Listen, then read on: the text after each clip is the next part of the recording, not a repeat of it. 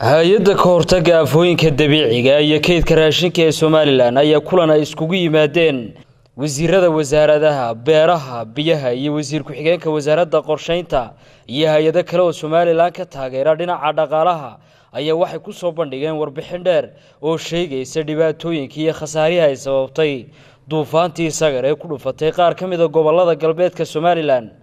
Faysal Ali Sheekh gudoomiyaha hay'addaasi oo halkaasi ka hadlay waxa uu sheegay in khasaarahaasi lagu baabiin karo lacag dhan 211 milyan oo dollar isagoo ganacsatada dawladaha caalamka iyo shacabka Somaliland ugu baaqay inay ka qayb qaataan ururinta lacagtaasi. doonyaha yaryar ee kalluumaysiga waxa uu burburiyay 10 doonyo wadooyinka uu baabiyay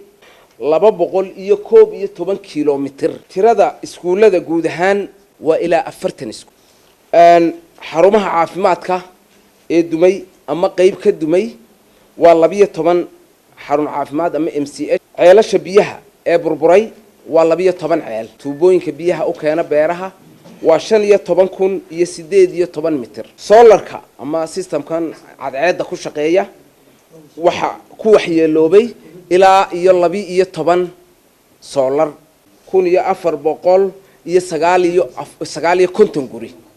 ayaa iyaguna ku baabacay xafiisyada dawladda ee burburay ama qayb ka burburay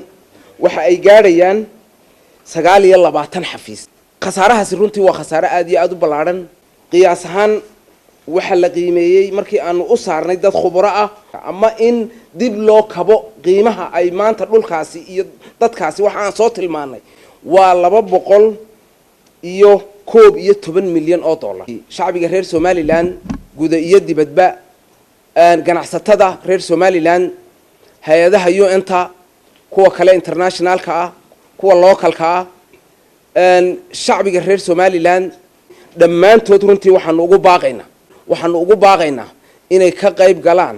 oo cid waliba intii ay ka qaban karto geestooda xisbiga mucaaradka ah ee wadani ayaa arintaasi ku tilmaamay inay tahay mid cid gaar ah ay wax ku doonayso oo aan la gaarsiinaynin bulshada hadiiba lacagtaasi la ururiyo iyagoo tusaale dhow ku soo qaatay qaaraankii loo ururiyay abaartii ugu dambeysay ee dalka ka dhacday taasoo aan ilaa iyo hadda dadkii ay abaartu saameysay aan waxba loogu qabanin cali cantar ayaana sidaasi u sheegay telefishinka Universal gudoomiyaha aafada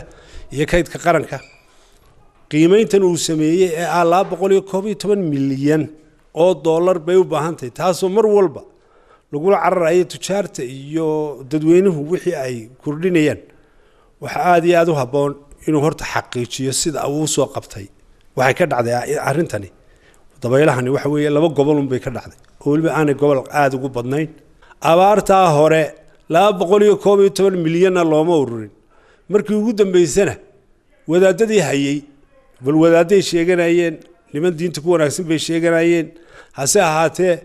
iyadoo loo baahan yahay haddana lacagti gacmahooda ku dhacday waxa loo baahan yahay haddaan xusbiga wadanahay in cid waliba ay ogaato shilin waliba sidoo soo baxay shilin waliba sidoo halku galayo haddii kale waxay noqonaysaa adeero waa dulmidoon in dad dulmidoonaya ay ku shaqeystaan dalkii waa Idris Abdullah Ismaaciil Beershiya telefishinka caalamiga Universal Hargeysa.